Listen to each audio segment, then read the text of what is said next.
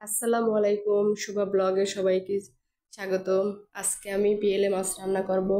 মাছটা ভালো করে কেটে ধুয়ে নিয়েছি।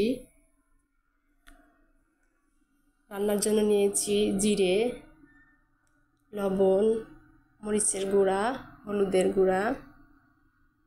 এখানে সয়াবিন তেল নিয়েছি আর ঝিঙে কেটে নিয়েছি, লম্বা লম্বা করে ঝিঙে, আর একটা আলু কেটে নিয়েছি, পেঁয়াজ কুচি আর কাঁচামরিচ।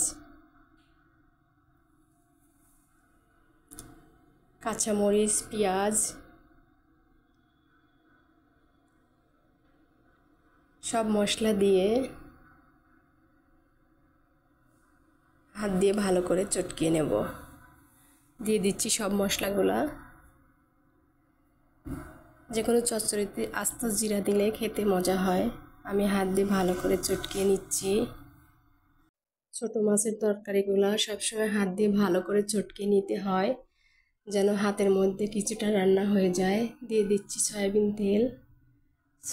তেল দিয়ে আমি আরেকটু ভালো করে চটকিয়ে নেব। হাতে মাখানো মশলাগুলো ভালো করে চটকিয়ে নিতে হয়, এতে রান্নাটা মজা হয়। দেখুন মশলাটা আমার চটকানো হয়ে গেছে। এই পর্যায়ে আমি ঝিঙেটা দিয়ে দিচ্ছি। আলু আর ঝিঙেটা কেটে রেখেছিলাম, সেটাই দিয়ে এখন ভালো করে হাত দিয়ে মেখে নেব।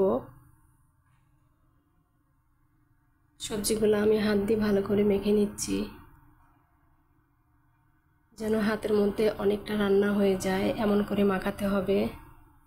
দেখুন আমার মাখানো হয়ে গেছে। এখন আমি এর মধ্যে দিয়ে দেব ছোট মাছ, পিয়ালি মাছ। এই পিয়ালি মাছটা খেতে অনেক মজা, কিন্তু কেটে ধুয়ে পরিষ্কার করতে কষ্ট হয় খুব, এই জন্য অনেকে খেতে চান না।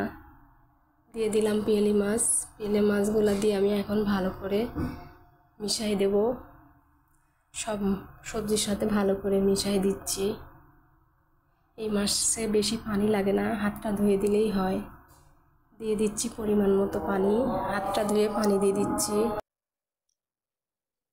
বেশি পানি দিতে হয় না, এমনিতে এটা নরম মাছ, অল্প পানি দিলেই হয়। পানি দিয়ে আমি ভালো করে সবজির সাথে মিশিয়ে দিচ্ছি।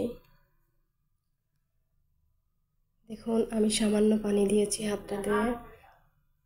গ্যাসের উপর এখন বসিয়ে দিলাম, রান্নার জন্য ঢাকনা দিয়ে ঢেকে দিলাম। দেখুন কিছুক্ষণ পর ফিরে আসলাম, আমার তরকারিটা উতলে গেছে।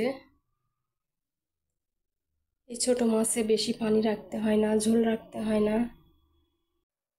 ঝোলটা একদম শুকিয়ে ফেলবো, চচ্চড়ি করে ফেলবো। দেখুন তেলটা ভেসে উঠেছে, আমার তরকারিটা হয়ে গেছে।